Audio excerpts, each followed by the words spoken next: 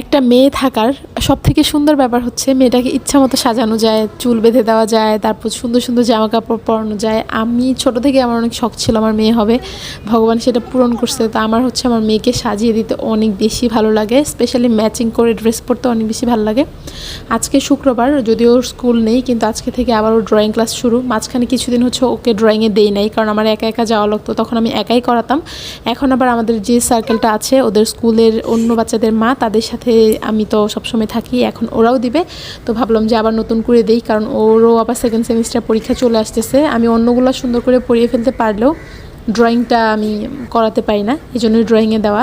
আজকে যদিও শুক্রবার, আমার হাজব্যান্ড হচ্ছে অফিস করতেছে এখনও, তারপর হচ্ছে আমাকে একটু এগিয়ে দিতে আসছে। আমরা চলে আসছি অ্যান্ড মজাই লাগতেছে, কারণ হচ্ছে সবার সাথে আবার আজকেও দেখা হয়েছে। আর আমার কাছে মনে হচ্ছিল এই বেঞ্চগুলোতে অনেক বছর পরে বসছি, অনেক বছর পরে বসে আমার একদম